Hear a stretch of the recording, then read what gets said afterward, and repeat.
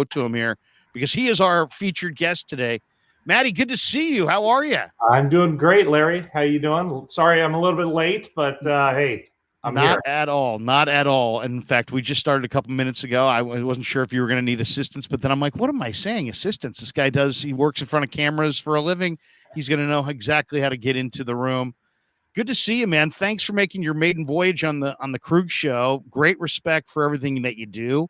How you doing these days? Good. Yeah. I mean, it's funny. The question is always, what do you do in the off season? And as you well know, in the NFL, the off season is what, from mid-June until about mid-July. So there's always stuff going on. And this season in particular has been very much, there's stuff happening with 49ers all the time, whether it's the surgery last year with Jimmy Garoppolo and he's going to get traded, where's he going to go?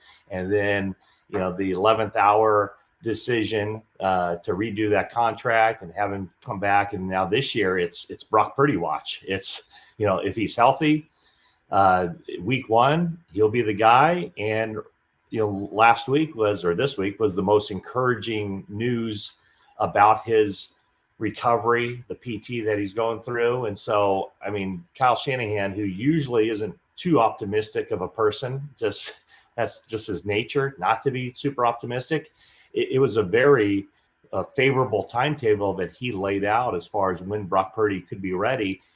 And I would say right now, I mean, he's the odds-on favorite to be that starter September 10th against Pittsburgh. Yeah, which is obviously good news because he played incredibly last year.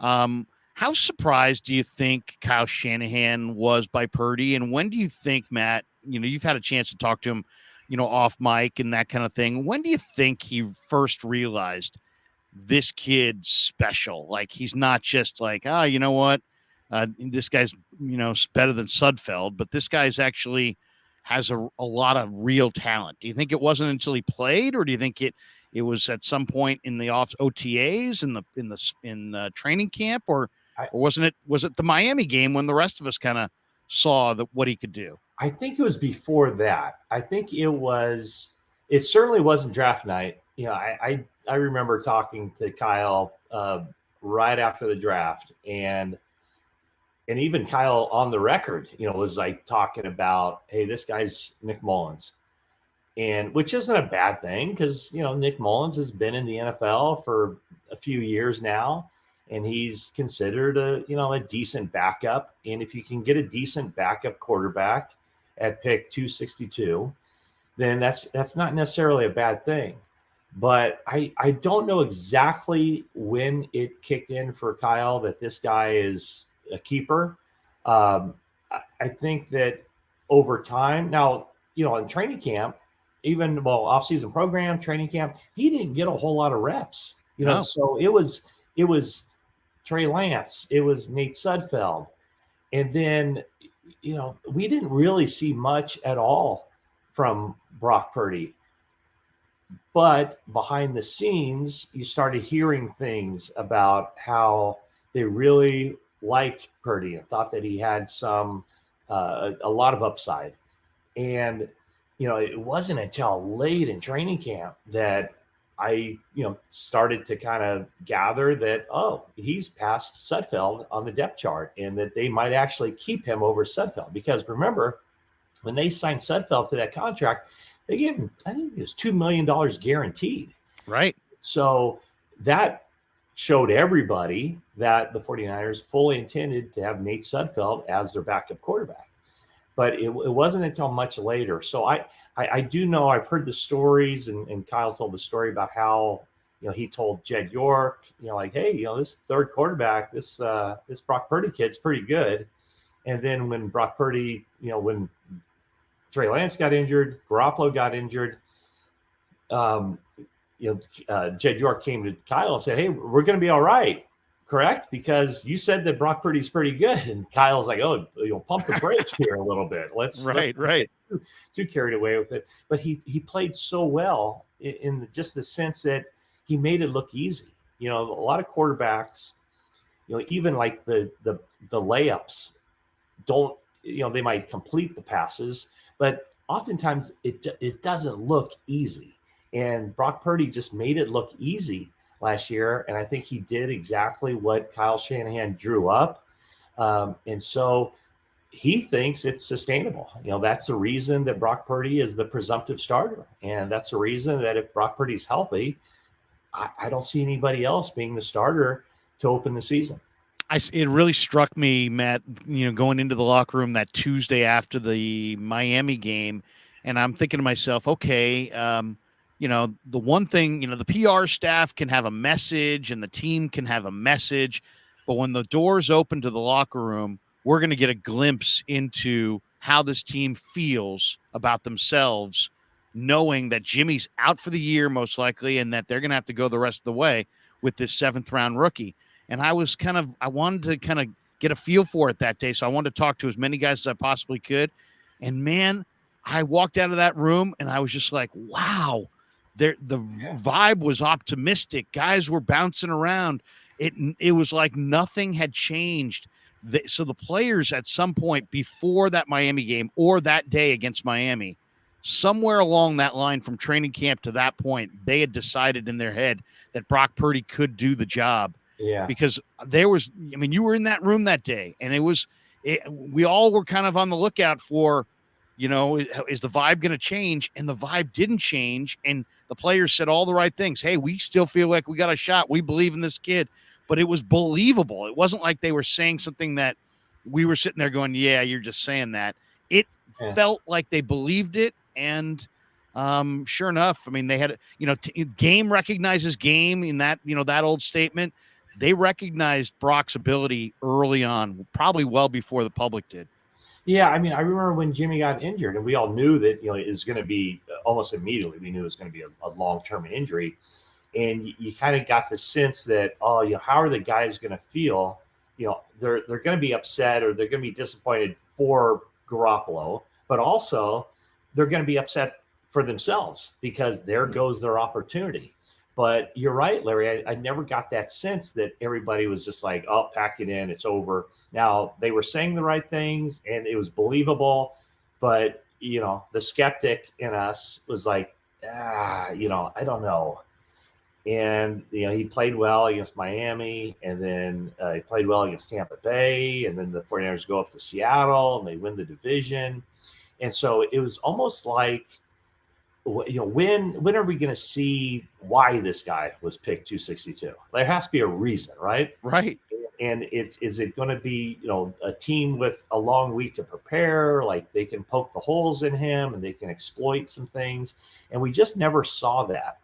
And now I guess the skeptic in me goes, okay, now teams have a full off season. The Pittsburgh Steelers are looking at Brock Purdy, and the Seattle Seahawks and the Rams and the Cardinals, the teams in the division, they're looking at, okay, let's dissect everything this guy does and what can we take away. And that's generally, we've seen quarterbacks get off to great starts, 2-3 games, and then the league catches up to them. And I guess, the skeptic says, well, let's see if he can do it, the second time around. But in talking to Kyle Shanahan and talking to John Lynch, they think that what he did, it wasn't smoke and mirrors. It wasn't a gimmick. It was he's a good quarterback and he runs a system. And when it's not there as part of the system, he also has that ability to move around, buy time. And, George Kittle probably was his biggest advocate. George Kittle caught more touchdown passes in the 8 games that Brock Purdy started in any 8-game stretch in his career. And some of those were when Kittle wasn't even in the progression. And so if you're a wide receiver or a tight end and you're not expecting the ball to come to you, but yet something happens in the course of a play where now you find yourself wide open and you throw your hand up and the ball still comes to you. That's how playmakers judge a quarterback. And that's why I think Kittle was so gung-ho about Brock Purdy. And he said it on the record that, that Brock Purdy did enough to win the starting job. And I think everybody around the team sees that. I think Trey Lance sees that. I think everybody understands why if all things are equal and he's healthy, he'll be the starter when the season starts. Yeah. And we got a chance to hear from all three quarterbacks this week. We got a chance to see Sam Darnold and Trey Lance throw as well as Brandon Allen. Let's talk about Trey for a second. I mean, he's so likable. Yeah. And it's just like, when you hear him, talk with the media, it's just like he says all the right things.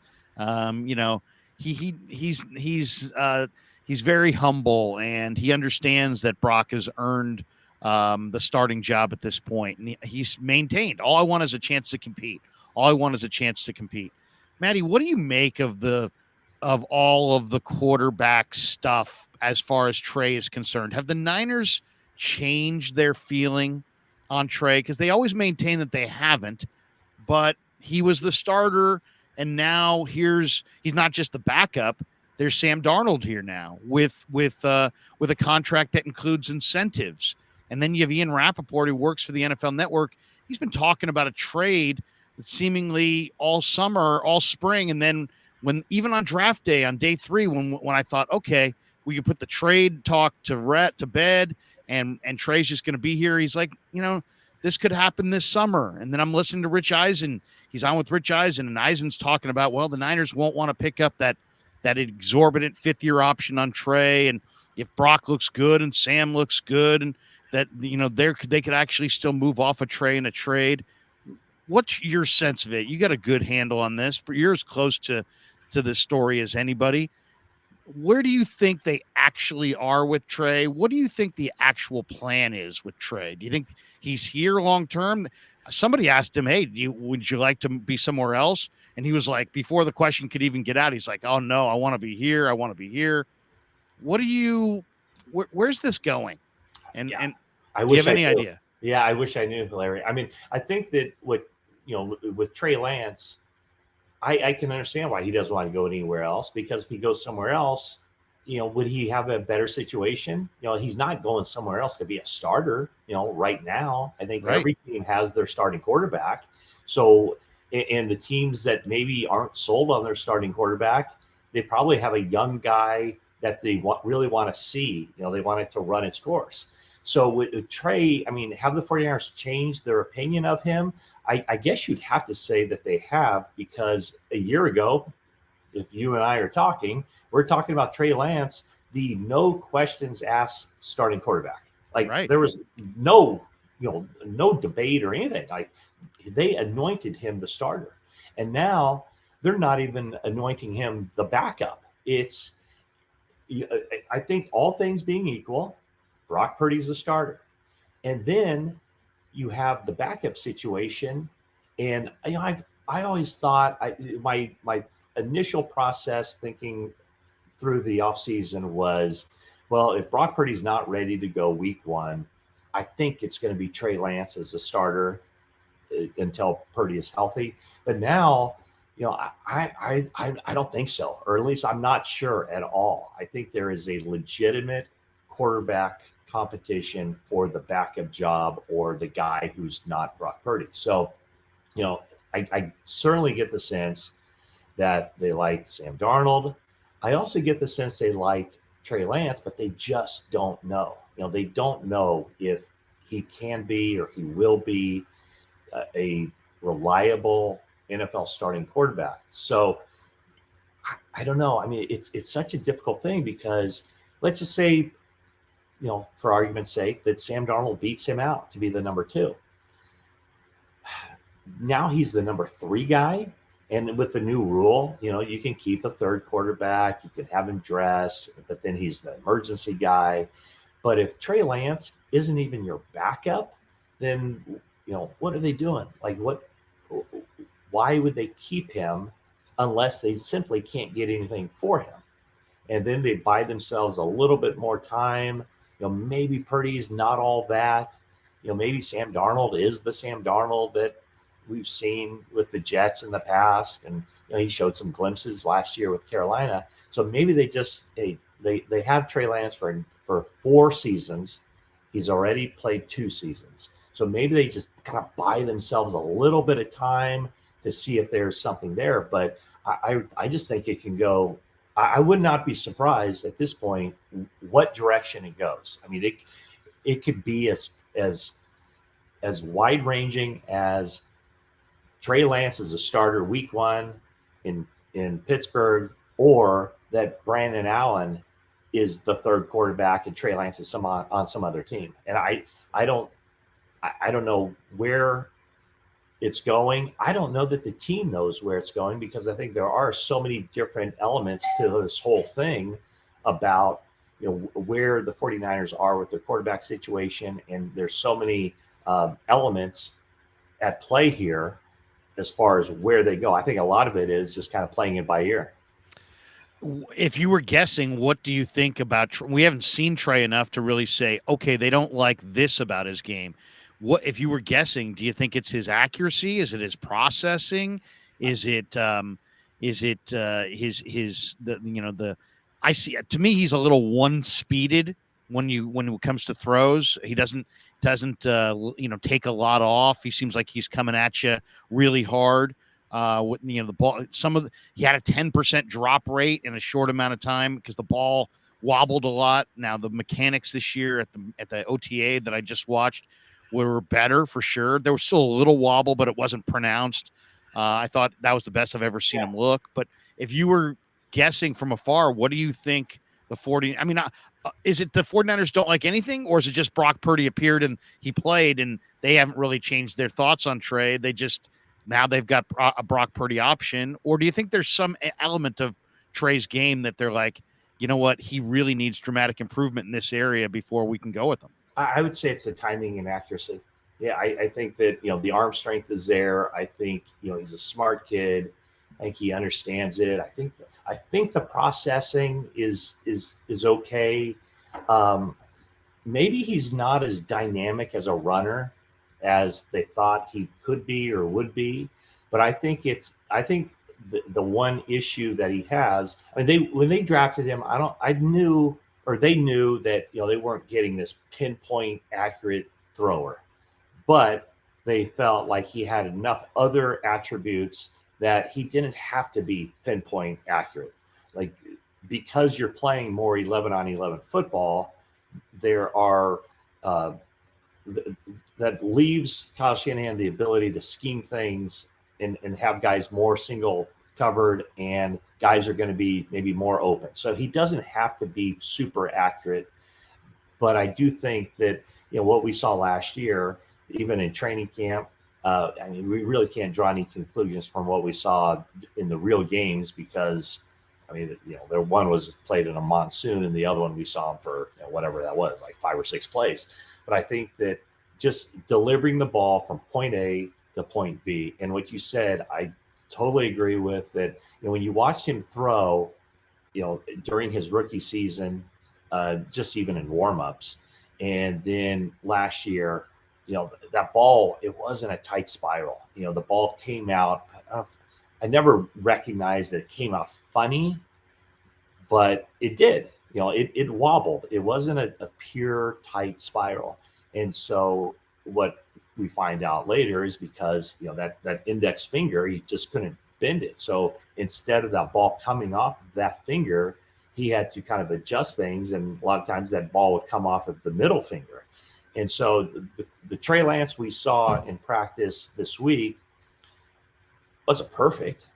Still, the accuracy wasn't spot on, but the ball did seem to come out of his hand a lot better and with a tighter spiral. So to me, I think that's kind of the thing, is that Kyle Shanahan is such a stickler for, he could spend an hour dissecting one play.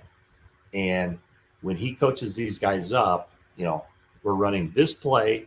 If they do this defensively, this is going to be open. He loves to have zero mystery on, when he looks at, he knows the play call, obviously, but when he looks at the defense, he knows immediately where the ball should go and if the guy's going to be open. And so he loves that kind of, this is what he's coached him to do. This is what he's going to do. The ball needs to be there. And I think that's, that was the element of Brock Purdy's game that really got him smitten with Brock Purdy, was that in the meeting room on Wednesday, Thursday, Friday, what was coached up was exactly what happened in game day.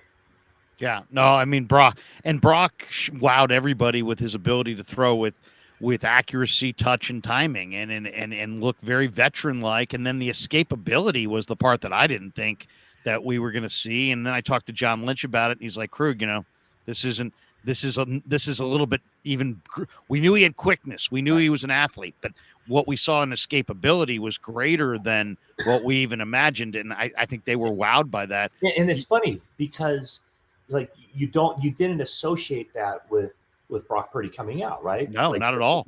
The movement skills, and it's almost like the like a guy who's a 100-meter sprinter, as opposed to a guy who just has those short area quickness, like inside a boxing ring.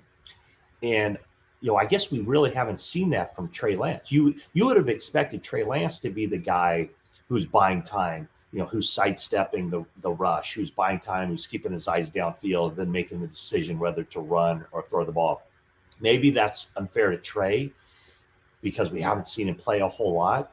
But Brock Purdy was like, no one ever talked about his running ability. And I don't know that he had very many yards of rushing, but man, he used his legs and his eyes to remain locked downfield while sidestepping the pass rush, buying time. Was it that game? I think it was a playoff game against the Cowboys, right? Where it was like the most amazing, probably a 10-second snap where he's running around, he's doing all kinds of things, and then he throws to Brandon Ayuk in the back of the end zone, and Ayuk ended up dropping the pass. But right, it was a dime. Yeah, I mean, it was like the most. I mean, that would have been like a career highlight right. that Brandon Ayuk caught that ball, and that's the kind of thing that I think we all kind of expected from Trey Lance. That either he doesn't have that exact skill set that enables him to do that, or he just hasn't played enough that we've had the opportunity to see him do something like that. Yeah. No, I mean, my thing on draft day was like, I wasn't too excited on draft day because I was like, I don't think Purdy has what I would call requisite arm strength. But between the draft and camp, or the OTAs, he had gone to Arizona and worked with some specialists on his mechanics and picked up 4 or 5 miles an hour on the fastball. And that combination of ball speed and then the 154, 155, 10-yard split quickness that he demonstrates really made his skill set play up in my eyes, and I thought it was a huge key to his success. Yeah, go ahead. The thing is, Larry, is that like a lot of times what the draft shows you is like the physical tools.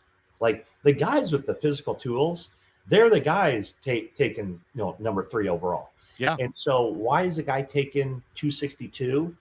It's because the entire NFL agrees that he doesn't check all the boxes. And it's typically, I mean, I guess it could be like extreme character risk.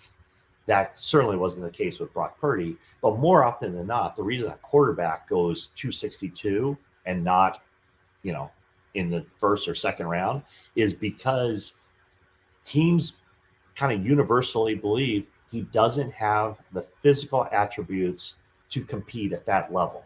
Like right. Arm strength. Perceived physical limitations. Absolutely. And what the 49ers figured out pretty quickly, I don't think they were high on him at all when they drafted him. They liked him. And I think maybe, the quarterback coach and the assistant quarterback coach, I think they liked him because they were like, their assignment was find a quarterback that either is a late round draft pick or won't be drafted that you want to bring into camp. But I think once, and I don't know, I mean, you talked about the 4 or 5 miles an hour on the fastball that he seemed to develop. When they got him in and they saw him throw in person, they're like, oh, you know what?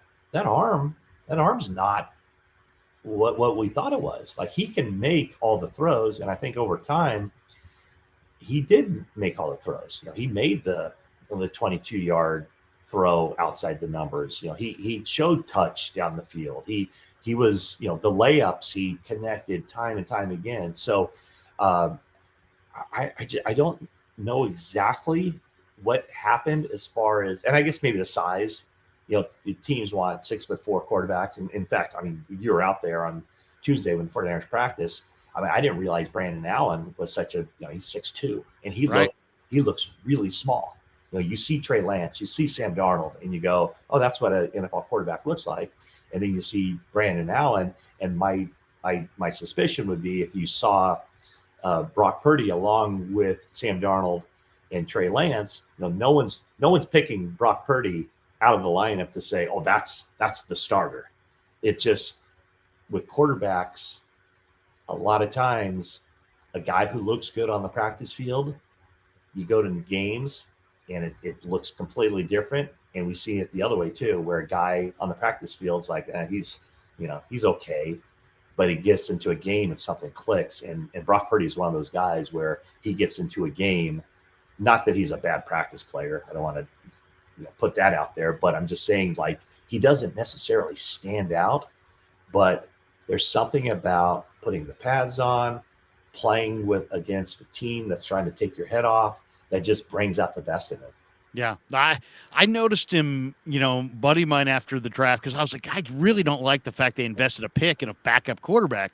And a buddy of mine who scouts said, hey, Krug, do a deep dive. Go do a deep dive on this guy. Go watch all the films, go read all the articles, and then come back and call me back. So I spent like 4 or 5 hours just looking at everything I could look at, reading everything I could read. And I started to see that this guy was a little bit more, but I still thought the arm was underwhelming. But then when I read this article that was out there, and I forget who wrote it, but that he had gone to Arizona or someplace and worked out with these throwing specialists and picked up a little bit more velo on the arm, I was impressed. Then I saw him in the OTAs, and wow, I thought he seemed like he had a command of all the drills, just like almost like a senior in high school with juniors and sophomores. He just had a command of everything. But then when I really was won over is when I talked to him, when I went in and talked to him, and I realized this guy is respectful and polite, but he's also got this simmering intensity, competitive streak that you see, I hate to say it, from the greats, from Joe, from Jeter, from Brady, he's got that simmering. He's very calm, very respectful, but he's like giving no quarter, and he's competitive as all get out. And I recognize that personality. I was like, my producer was like, why are you smiling? I'm like, after we did the interview, I'm like, well, because he's got that personality that I think is the ideal personality to succeed in team sports. He's not banging his chest saying, I'm the guy, but he's just quietly going to go about his business. And those guys are all going to believe in this guy because of those traits, in addition to his physical traits. And it all played out.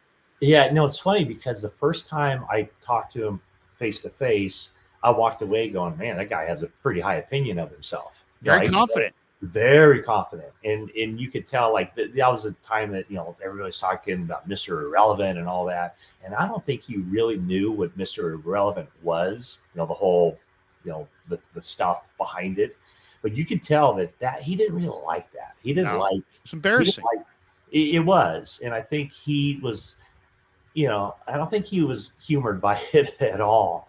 And, he eventually kind of understood what it's all about. And, but I remember thinking, like, man, he really has a high opinion of himself, but it wasn't like overtly like cocky or, chest thumping, but you could tell that there was this, he was just really self-assured. Yep. That's it. Self-assured. Yeah. And I guess for good reason. I mean, he's a hardworking kid. And I remember, just talking to him individually.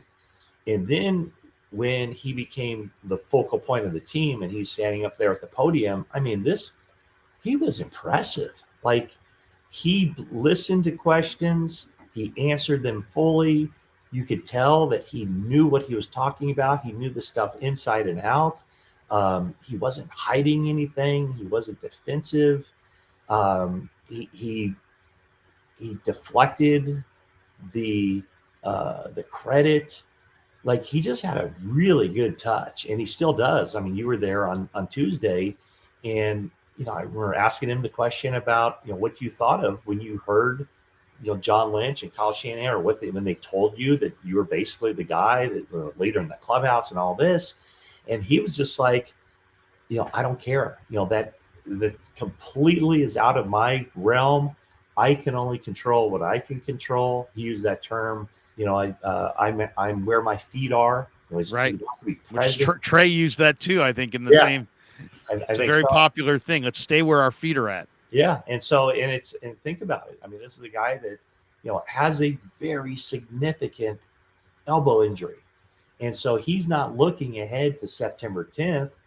He's looking ahead to the next day. What's next on the itinerary, as far as what do I need to do rehab, PT wise tomorrow. And so he just has an incredibly grounded and mature mindset. And I think that all plays into why the 49ers like him so much. Yeah, man, it's amazing to have you here, Maddie. It's seriously, it's a real pleasure to. I before you got on, I was joking. I'm like, welcome to Sports Phone 680. I'm Larry Krueger. Coming up next from the Santa Rosa Press Democrat is going to be Matt Maiocco. We're going to chop it up on the Niners. Thanks to Eric Heitman for stopping by earlier. It's almost like I'm in a time warp. We've been doing these Niner dialogues together for literally decades. We've raised families and watched kids graduate, and you have a graduation later today. Congratulations to you and your family. These are great momentous days. So it's a real pleasure to have you here. You got a lot of headlines on the Sam Darnold thing, and I laughed because I knew exactly where you were going, but I knew exactly what kind of reaction it was going to get nationally. And sure enough, you got people just, who's this Matt Maiocco guy, and every time it gets thrown out by other people wanting to use it as a discussion launch point, which it does. I saw Sims and Ahmed Fareed talking about it the other day on NBC. Matt Maiocco, and then everybody always champions your credentials, which means a rip is coming, right? Matt does a great job, and he's been covering the team for a long time. And he said, did Chris Sims rip on me? No, they didn't rip, but it's so easy to be like, well, I don't know if it's better than Joe or Steve.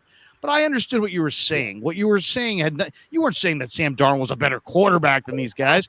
You were saying that if you just strictly looked at the mechanics of the strong arm pocket passer thrower, that this guy throws the ball down the field as well as anybody who's ever suited up for the Niners.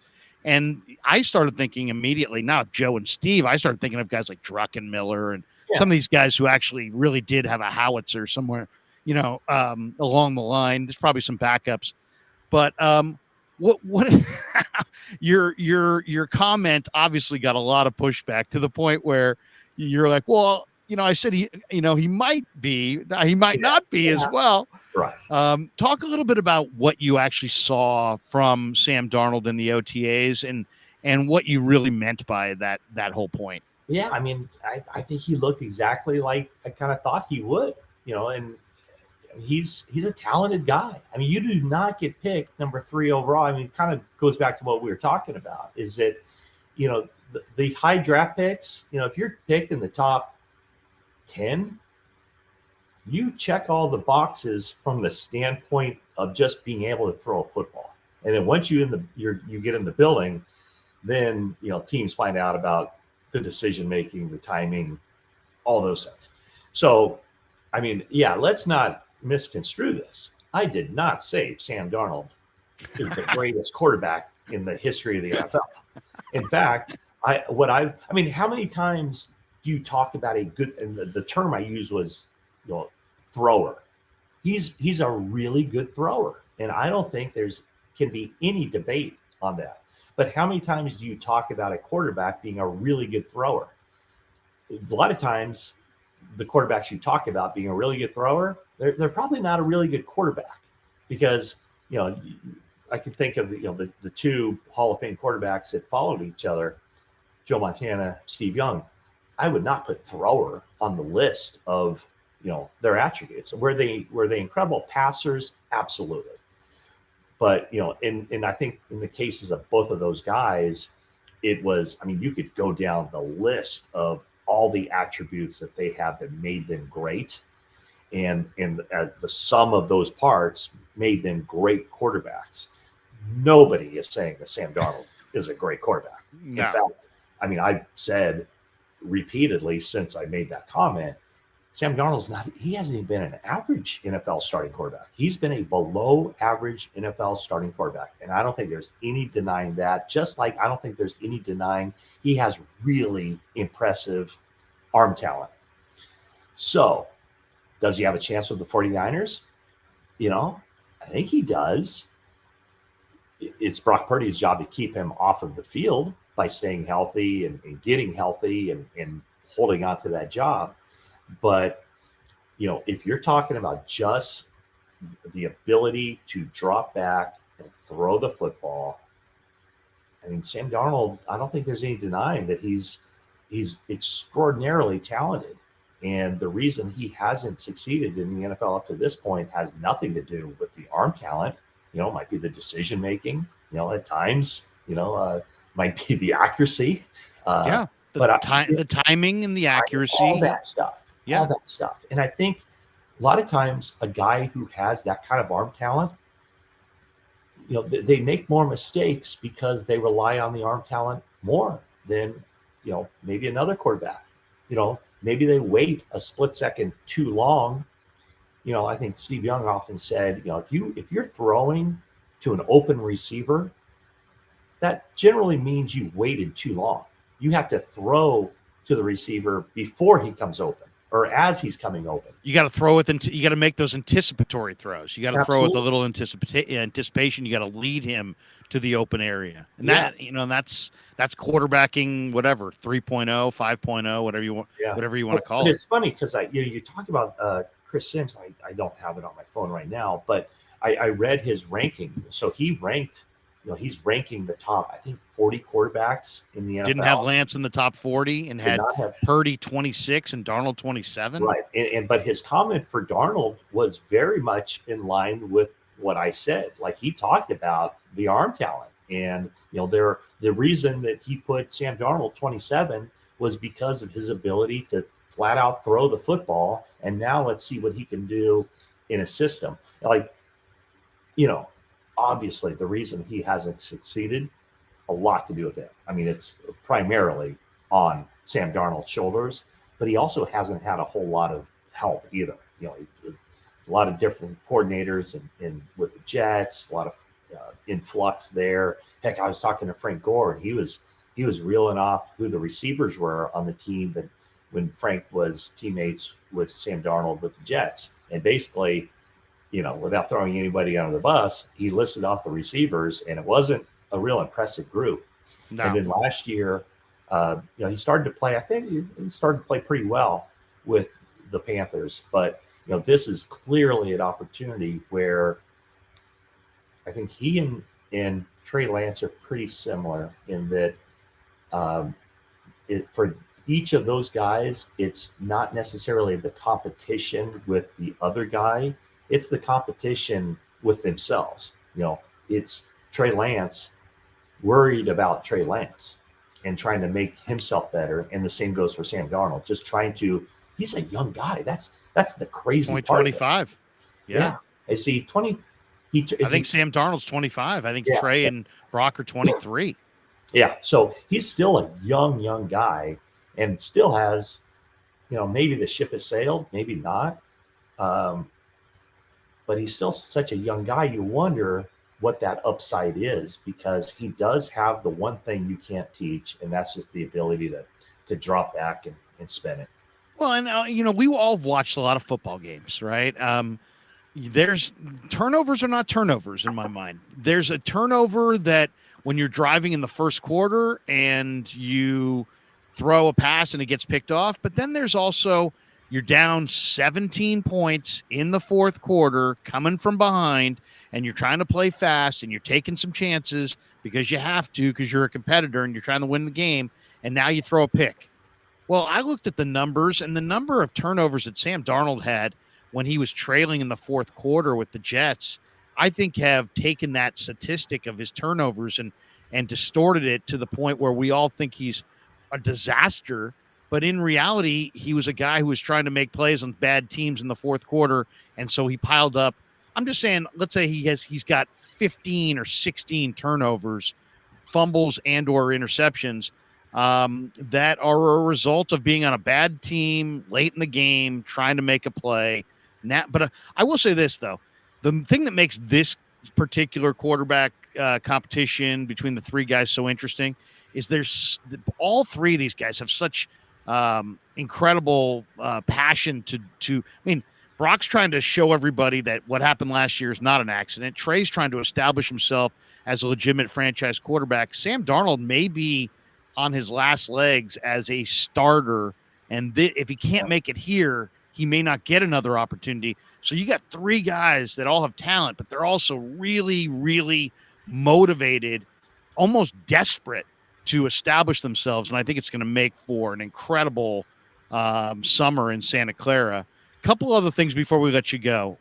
In your mind, Maddie, I thought Drake Jackson looked incredible in this camp. I also was kind of in that camp of people thinking, if you say, what do the Niners need to win the Super Bowl? Maybe one more veteran edge rusher to go with what they have. I think they're a little lean, especially if Bosa had any kind of a injury there. I think they'd be challenged on the outside. They seem like they're asking a lot of Drake, but he looked like incredible. I thought he looked as good as anybody on the field. But give me your thoughts on Drake and the extra weight he put on. I thought he was spectacular. And also, do you think are they done, you think, for the offseason, or do you think that there's 6 or 7 interesting veteran edge rushers out there? Do you think when they do Bosa's contract and they have a little extra room, they may try to bring in one of these veteran edge rushers, or you think they are what they are? I think they're using this time, and then probably once the pads go on, like I don't think anybody's in a big rush to sign those players that you're talking about.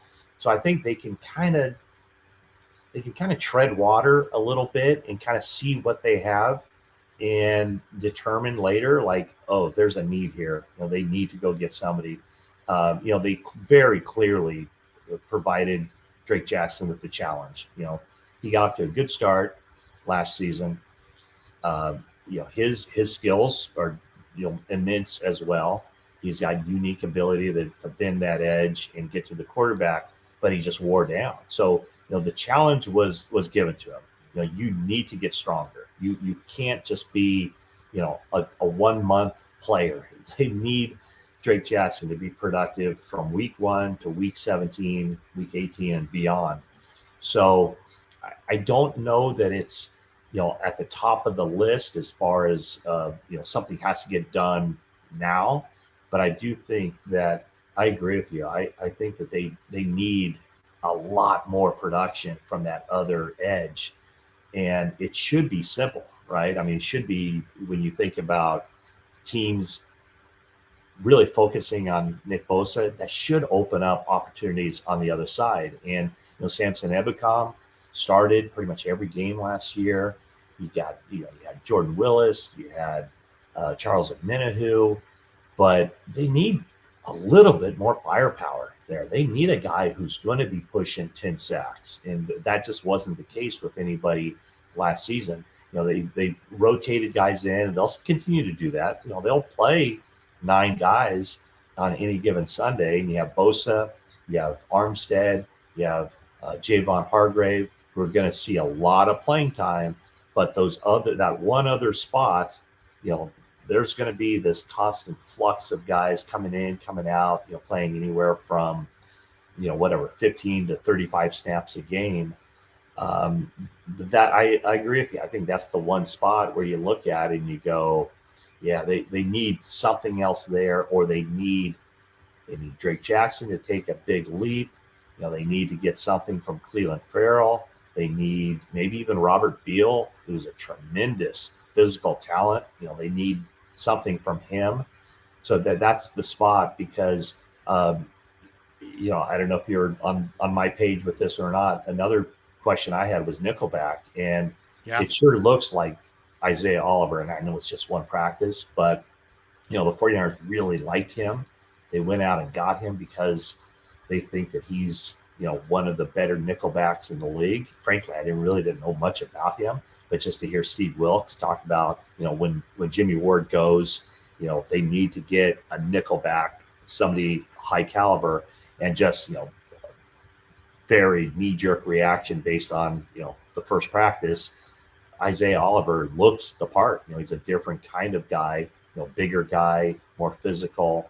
And so I kind of felt like, okay, they know what they're doing at nickelback. He looks like he's got that position, I want to say locked down, but he's a really good option there. And now it's finding that other edge rusher opposite of Bosa. Yeah, I thought Oliver looked terrific. He's not going to be Jimmy Ward as a hitter, but he might be way better than Jimmy Ward as a cover guy. And he was a disappointing outside corner coming out of Colorado. But you know what? This last year, he kind of found his way as a slot corner, and he excelled. And then in this practice, he looked really, really good. I thought his coverage looked tighter than I remember the Niners playing from the nickel and from that slot corner. And he might just be a perfect addition there. How about rookies? This team always gets a lot out of their rookies. Outside of Jake Moody, give me the rookie that you think maybe makes an impact here in the first year. Is there a guy on the list that you think might be in line to play a role? Yeah, I mean, this isn't real outside the box thinking, but I just wonder if Jair Brown, if he's as good as the team thinks he is, if he just might end up pushing Tashawn Gibson out the door. I just wonder about that. Like if he's at the cut down, you mean? Well, or at least as in the starting lineup. Like if Jair Brown is all that, then why wouldn't you want him to get on the field immediately, and not just be a special teams guy? So, you have one guy who's very clearly at the start of his career, he's ascending. Tashawn Gibson on a 1-year deal, he was out of the league. This time a year ago, he was out of the league. And it wasn't until Jimmy Ward got injured that they, 49ers had him work out. And when the team was in Minnesota, they signed him. And then he ends up going into the starting lineup and remaining in the starting lineup. So that's going to be something to watch. I think that he's the guy where you think the 49ers defense is pretty well set. Honestly, I still really don't know who that base defensive end is going to be opposite of Bosa. But that's probably the one position where you can say, you know what, maybe they did get a starter out of this draft. Maybe Jair Brown and Talanoa Hufanga are going to be together for a long, long time. The other guys, I kind of see them more. I'm just trying to think here. I guess the tight ends. There's an opportunity for one of those tight ends to be the backup, and I think when you talk about D Winters, probably a special teams guy. Maybe a base strong side linebacker. But Jair Brown's the guy that I just kind of think that we kind of figured all along they didn't need a starter year one, but maybe year two, they would need a guy. But maybe Brown shows enough where they feel like, you know what, can't keep him off the field. Got to get him in there. Got to get him in there now. That'll be a tough chore because Gibson is a veteran and very reliable. They know what they're getting from him, and he did have a good season last year. But Jair was so impressive in the interview with us, wasn't he? Yeah, I mean, absolutely. He's just such a determined, serious guy. And I thought I haven't had talked to Adam Peters or Lynch about it yet, but I just felt like they didn't just need a safety or a DB or two. They needed some culture players because they lost some culture guys. They lost Mosley. They lost Jimmy Ward. And so it was going to be important that whoever they got wasn't just a player, but actually was a potential leader. Yeah. And I think in Luter and Jair Brown, they got two really, I don't want to say plug and play because that suggests they'll start from day one, but two guys who are definitely the kinds of culture people that they want. Yeah. And let me ask you, when you asked that question, did you have someone in mind that in your mind who would be that guy? Be the what? The kind of guy. I was thinking you were going to say maybe Jair, maybe Luter. Yeah. I could see Luter battling Diamador. I thought that play where Darnold threw kind of short on the far sideline to Danny Gray, and Luter, was right there with the long arms to PBU on that. I thought that was Yeah. I I just impressive. think it's so difficult at that position. I know it really is. It's really tough. I mean, remember Amador Lenore as a rookie had a really good camp, Yeah. and he started off as the team's nickelback in 2021, and then he struggled and just he had some other stuff going on with him, family stuff off the field, but we never heard from him again. And it was actually Ambry Thomas Right. who got into the starting lineup later that year, and I thought ended the season on a high note and played pretty well. Yeah. And then the next year, Ambry Thomas is nowhere to be seen. Right. He fell off the face of the earth, and then Lenore comes back, and I thought when Mosley went down, that was a huge blow, and absolutely it was. But Lenore played really good football and saved his best for the late in the season and the postseason. I mean, teams got nothing against him. He was good. You could make an argument he was as good as Mooney towards the very end of the year, and a lot of it was Diamador has a lot of belief in himself. He's got a lot of swagger. He does, and it's you know what? It's funny you should say that. It's almost Brock Purdy-esque, right? Yeah. It's not he's not puffing out his chest. He's not telling the world how we've been around guys who are like, oh, I'm the best cornerback in the league, and I look at him going, why you say that? But you'll never hear Brock Purdy say, oh, I'm the best. And I get this, like every time I walk away from talking to Diamador Lenore, I go, God, I really like that kid. Like he's a good, like he just has a good air about him. And he's got the one thing that all cornerbacks need, heck, all football players need, is a short memory. Yep. Like he's, hey, I'm going to get tested, going to give up some plays, but I'm going to try to make more plays. And, one bad play with him doesn't lead to another. So I really like he's like, I don't know, it's kind of a breath of fresh air. He's a great kid. He's a phenomenal, and I hate to call these guys kids, but at this point these guys are so young. Couple last ones here. Steve Wilkes is D from the solid D to the D'Amico D to now Steve Wilkes running the D. To the layman, to the person who doesn't crunch football and get into all the esoteric details, what will the average person notice differently about Wilkes' defense than what we've seen over the last two coordinators? I get the sense that they're going to be more aggressive, like going back to Vic Fangio and Robert Saleh and D'Amico Ryans. I mean, they pretty much, you could pretty much put it down in the book. They're going to rush for, 7 in coverage, play the 3 deep zone, a lot of that. I think they're going to be more aggressive. I think you're going to see, I think there's a chance that, Fred Warner and maybe Dre Greenlaw post career best sack numbers. I kind of forget off the top of my head. I think maybe, you remember, Larry, did Warner have like 3.5 sacks or 4 sacks one year? Yeah, I think that's about right. Yeah, but that was right. And I think that was maybe 3 years ago. I think that they're going to try to dial more stuff up, and you have to be calculated with that stuff because typically the teams that blitz more give up more big plays. Right. It works both ways. They make more big plays, they give up more big plays, but I think they're going to be more varied. I think they're going to probably mix up coverages on the back end, which is something maybe you don't necessarily see when you're watching TV because you don't see the coverages. But I think there will be more opportunities for Fred Warner, for Dre Greenlaw to attack the line of scrimmage and make more plays in the backfield. The headline of the day is the Cardinals have cut the 5-time Pro Bowl wide receiver DeAndre Hopkins, which is a shocker, but not really because he's got this exorbitant $19 million contract and they've got cap problems and they've been trying to trade him, but nobody wants to trade for a receiver or anybody for that matter. We saw it with Jimmy Garoppolo. Nobody wants to trade for a $20 million player in the spring. It just doesn't work on the cap. And of course, immediately the Niner chat is just like, go get D-Hop.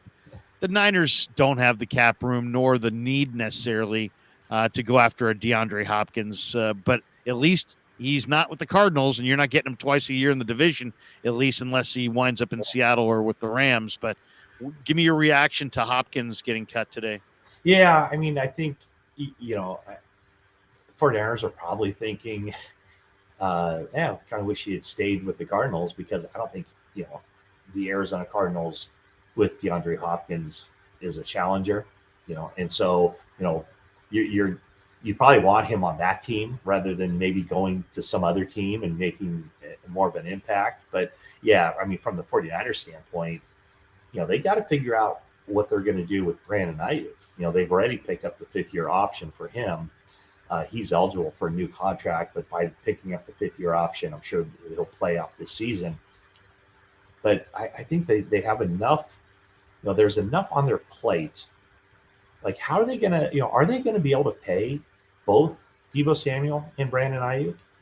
And, NFL teams, teams around the league, they kind of saw this, with the 49ers, and they're, teams around the league always look at, where a team is with its salary structure, its roster, who's under contract, who's coming up on contracts. And so I really think that a lot of teams looked at the 49ers and said, you know what, they're not going to be able to keep both Deebo Samuel and Brandon Ayuk, so let's make the phone call and see if Ayuk is available. So, from a DeAndre Hopkins standpoint, if DeAndre Hopkins came to the 49ers, what would he be? He's a great receiver. He's on the other side of 30, I believe now. But would he be their number 3 receiver? Is he better than Deebo Samuel? Would the 49ers rather have him on the field than Brandon Ayuk? So I don't know. I mean, I think it's just not a fit for them. I mean, they just got so many receivers, and his price tag's high, and he's going to want to get paid, and they've got other needs in other spots, and they're kind of challenged. But I mean, if they had an injury, maybe that's the kind of move they would try to make. But I agree with you. I don't see him getting the money. They don't have the money or the reps to give him. They don't have, so it's, and before they didn't have the money, the reps, or the trade pieces. Now you could get them for nothing, but it still doesn't solve the problem that they don't have the money or the reps. Give me a surprise player this summer. Ooh. Just one player that you're like, you know what? Yeah, I've been covering the team for a number of years, and you know what? I'm gonna go with a surprise guy. My guy is Ronnie Bell. I'm shocked that Ronnie Bell has looked as good as he's looked. Yeah. He's not big, he's not particularly fast, but I have not seen him not catch the football. I watched 3 different Michigan games at the end of the year. I watched his highlight reel, and then I've seen him now in the rookie OTAs, one day of OTAs. If the ball's in the vicinity, he catches it. He kind of reminds me, he's just like one of the most underrated receivers I've seen. And I know there's no spot necessarily at receiver. We just kind of talked about that. They're really loaded. But I don't know. Somehow, some way, I think he's going to find his way onto the roster. No, I think there is a spot, right? I mean, Juwan Jennings, he's a pretty good, number 3 receiver. But I think there's an opportunity for Ronnie Bell, and maybe there's an opportunity for him to kind of nudge Ray McCloud out of the picture in the return game as well. I mean, I guess my guy would be, the guy who played right tackle in the past was certainly not a bad player, but he, there were some pretty obvious flaws in his game. Yes. He still got the huge contract, obviously talking about Mike McGlinchey. I don't think they're going to lose much at all with Colton McKivitz. And in fact, I think there might be some areas where McKivitz is better than McGlinchey. Pass protection for sure, probably. I think so. So he would be kind of the guy where the 49ers have but I think the 49ers offensive line has been vastly underappreciated and maybe underrated. It was not a bad offensive line last year, and I always get the comments about the offensive line got those quarterbacks hurt. Well, it wasn't the offensive line. The one play Brock Purdy, that was a backup tight end assigned to pass protect against Hassan Reddick. The other plays weren't necessarily on the offensive line altogether. So I would say that McKivitz is going to step in, and I think he'll be a pretty good player. So he would be my guy. That's a good one. that I think that I don't think 49ers are going to lose much at all. In fact, they were, we didn't find out this until I guess it was draft weekend, that even a year ago, John Lynch had the conversation with McGlinchey, like, hey, we have an opportunity to trade you. We're going to, because we know looking a year ahead, they knew that they weren't going to be able to keep him as a free agent because he was going to get a big contract. But that to me says that they were ready a year ago to make that transition from McGlinchey to McKivitz. So another year of developing and learning. I think their offensive line coach is really good, Chris Furster. Yeah, great teacher. Yeah, I think so too. And so he's the guy that I think that we'll talk a lot about him in the preseason. And then I think maybe, the best thing you can say about an offensive tackle is that you don't talk about it much once the season starts. I kind of think that might be the case with McKivitz. Yeah, Trent Williams has a ton of respect for McKivitz. The Supers, before we go, how about them Niners? Says, before you go, Matt, what's the difference between a good passer and a good thrower? Yeah. Pretty much touch and timing, right? Yeah, I would say so. I think a good passer can be somebody. Here's what I would say to that. I would say a good thrower is somebody that you can just watch him on the practice field and you go, wow, he throws the football. A good passer, I think, takes everything into account. It's the timing, the accuracy. You'd rather be a good pass. To say somebody's a good passer is a higher compliment to saying they're a good thrower. Absolutely. Yes, 100%. I think passer is like good thrower. You can tell on the practice field. A good passer, you can tell in games. Right. A good thrower could be a high school kid. A good passer probably is going to be a refined pro. Yeah. Flav says, Krug, can you ask Matt what makes Darnold a better thrower than Trey Lance? Yeah. It can't be necessarily arm strength. No, I think it's, I think thrower, when I think of thrower, I think of a guy that just looks the part too. It's the mechanics. It's, like Trey has always had that kind of elongated throwing motion, where Darnold is kind of textbook as far as his ability just to get rid of the ball and get it out with pace and all that. So I would say that, Trey, I don't necessarily think of him as a thrower or a passer. I mean, it doesn't, he's working on the mechanics, but a good, thrower, a good passer, you can tell just by the way he looks throwing the ball. Whereas I think mechanically, Trey still has stuff to work on from that standpoint of being able to just deliver the football in a mechanically sound fashion, if that makes sense. Is that? And I would add to it and just say that when you watch Darnold throw a deep ball, he does it in an effortless way where he flicks it, where Lance and Purdy as well, but they both will have to really kind of step into it and power it, where Darnold can literally just flick it. And he's got Darnold's got an impressive throwing, arm strength and release. It is impressive to watch. I studied him this week a lot, and I just felt like, wow. And there was a couple throws where he's just an effortless looking throw. Yeah. And Rob Schneider says, both my guys are in the house. Yeah. What do you think the 49ers' biggest flaw is right now as an organization? And why haven't we won a Super Bowl since 2019? Well, first of all, they haven't won a Super Bowl since 1994. Yeah. That's the truth. Biggest flaws in organization. Wow, that's an interesting one. Yeah. What would you say there, Matty? That's a tough one. Yeah, I mean, you either win the Super Bowl or you don't. And every year, 31 teams don't win the Super Bowl. I mean, when I look at, 2019, clearly that was a game they should have won. You're up by 10 points in the fourth quarter. So really should have won against the Ravens, I thought. First and goal on the 5. You had an old Ravens team. Harbaugh called an unfortunate timeout at the end of a long drive, something you never do, and you really don't do it when they got Pollard and Lewis and Reed, and they're all they're all grabbing their shorts and are gasping for air, and they called a timeout at the wrong time and let them regroup. I thought they had that one. But I think the question was more like, what, the past 2 seasons, they lose in the NFC Championship game. You know what, Larry? I think the 49ers you know what? I still think the Eagles would have beaten the 49ers, even if I Purdy. think so. I think Yeah, so. I mean, Would even have if been close though. it would have been close. It would have been a really good game. But I mean, if we want to just boil it down to why did they lose those two games? Jimmy Garoppolo is not a good quarterback in the 2021 postseason, Nope.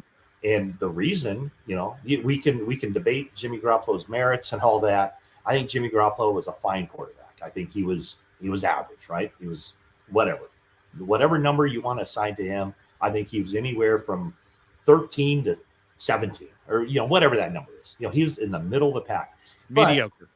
he was fine. Like, he was a fine NFL starting quarterback. The problem was he had a thumb that was hanging on by a thread, and then he had a shoulder where required surgery and a 6-month rehab. And I think there was a play early in that game, might have been the very first series, might have been the first pass that he attempted in that game against the Rams, where he had George Kittle wide open. It could have been a 75-yard touchdown, and he missed him, completely missed him. Was that all on the thumb and the shoulder? Perhaps, don't know. But I mean, that entire postseason, I mean, he just wasn't, he wasn't good, wasn't good at all. And, they did it in 2019 without him even, they didn't even require him to throw the ball in those playoff games against the Vikings and the Packers.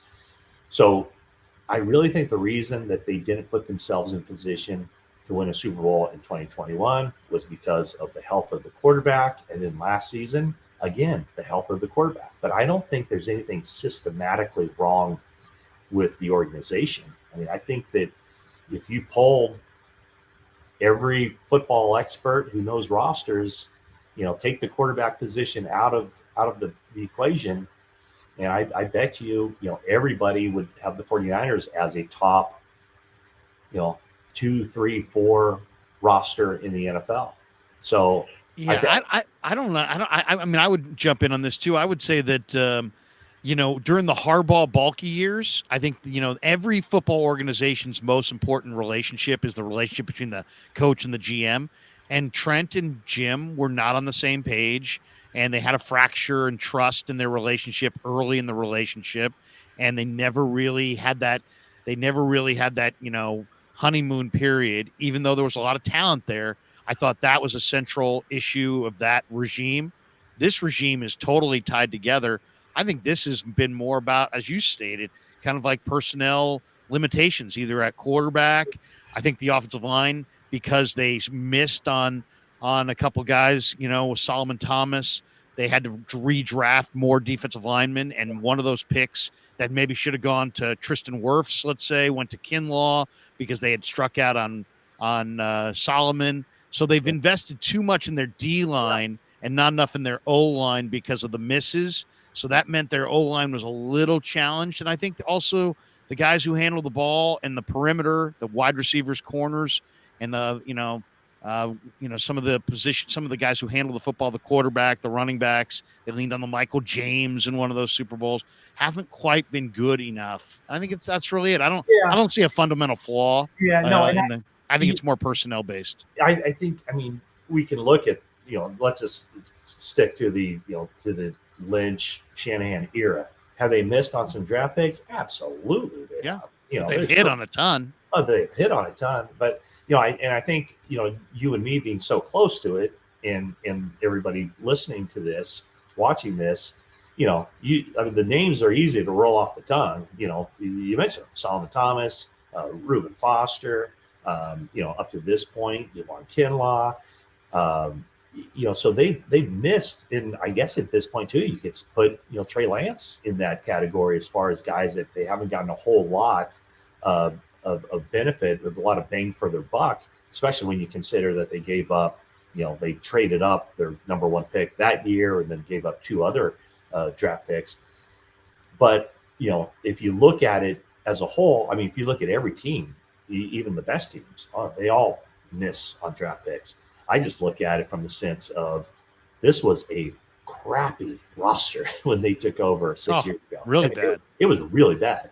And 3 years later, they were in a Super Bowl. So yeah, you can absolutely criticize some of the picks they made, but you know, you balance it out with, well, is the team winning? Is the team being put in position to win? And I think 49ers have been that. And, right now, I think you could say they're set up, to challenge again. And just getting over the hump, that's a whole different thing. That comes down to one game. And so, if you're going to put all your eggs in that one basket, I mean, the 49ers, their entire goal is to get back to the point where they've gone the past 2 years, starting from point A. And that's not an easy thing to do. No. And Bobby, one last one says, Matt, do you buy the finger injury excuse for Trey? I don't know if it's an excuse. I think it's reality, but go ahead. Well, he's definitely throwing better. And now the finger has healed correctly, I guess. And he's beyond that injury. Yeah. Do I buy it? I do, because even during that time, I heard that. I remember talking to John Lynch, probably in like December of his rookie season, and hearing about it then. Trey never talked about it, and only, ever since, Shanahan has maybe fully explained what's going on. So, yeah, I mean, finger excuse. Do I buy it? Yeah, I do, because I also think that even a healthy Trey Lance with everything clicking, there's still accuracy issues there. But you add that to the mix, and it kind of, exacerbates the problem. Yeah, no question, no question. And we saw a more accurate Trey in this OTA, and hopefully that's what we see. Not perfect. It wasn't perfect, but he was. The ball, it was a better ball, and I think. We saw him miss high on a lot of outline short passes to the sideline in camp last year, where maybe he dipped the elbow, and there were mechanical issues with his throwing that were beyond the finger, but the finger also had a huge impact on it. And I think the combination of working with Christensen and now getting that finger right, getting healthy, knowing the offense, maturing, reps, I think all of it is smoothed out. I think we're going to see whatever the best version of Trey is. I'm really thinking we're going to see that come July. Yeah. Maddie, awesome to have you here. On the way out the door, Roger Craig to the Hall of Fame. How can we do it? Mark, is it Mark Craig? Mark Adams? Mark Adams.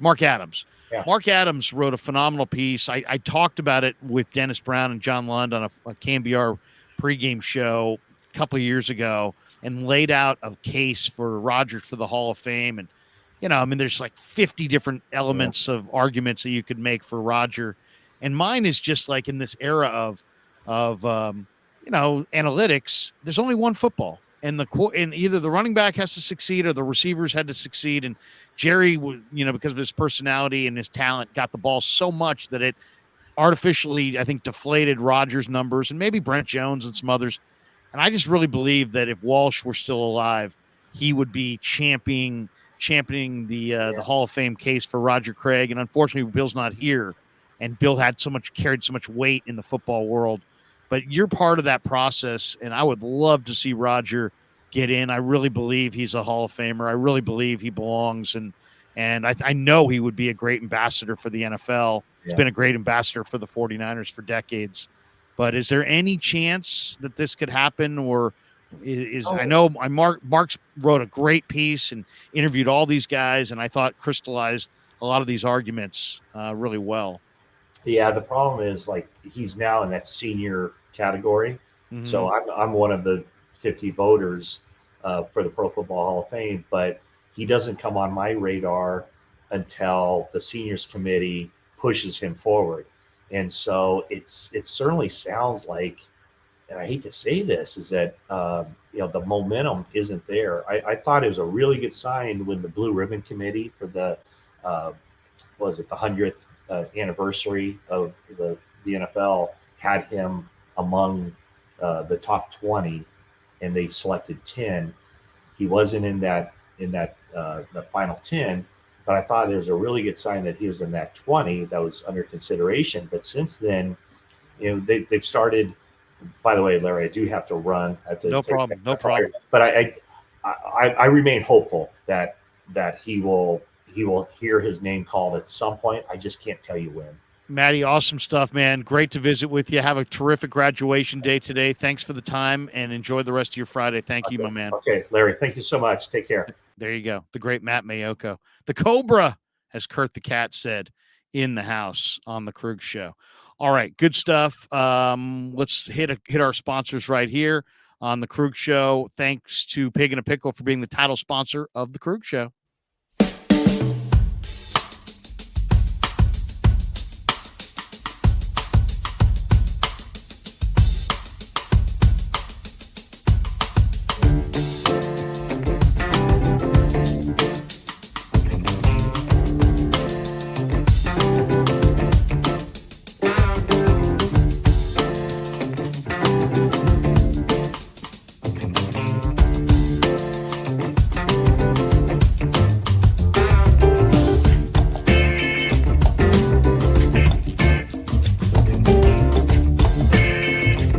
So New York style sausage was started over 7 years ago. We are the largest producer of fresh Italian sausage on the West Coast. What makes our sausage in New York style is really the recipe came from back east, from New York, from Connecticut. If you look at all of our labels, there's maximum 4 or 5 ingredients, which we're really proud of. There's no preservatives, no MSG, fresh in, fresh out. The pork comes in fresh, goes out fresh. There's never any freezing throughout the process. We've always used fine quality cuts. We're never gonna deter from that. It's one of the reasons why our sausage is so good. I guarantee you put our sausage up against anybody else's from a flavor standpoint, no one will beat it, hands down. And do yourself a favor and do me a favor. Go buy a package of the New York style Italian sausage.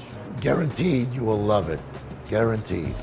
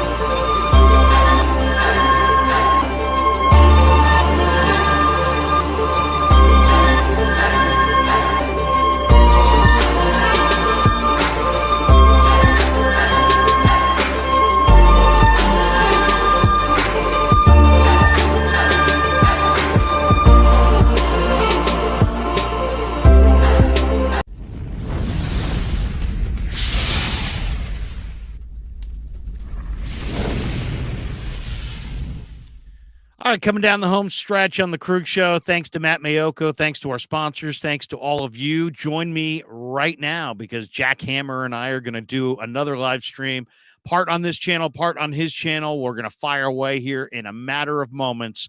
Join us next for more Krug Show and Hammer Show, the combo show. It's next. But thanks to everybody. Have a great day. Yeah, never met a man I've been scared of. Careful, you won't get exactly what you asked for. Careful, whatever you bring me getting handled. I answer to no one, I don't need to hassle. Yeah.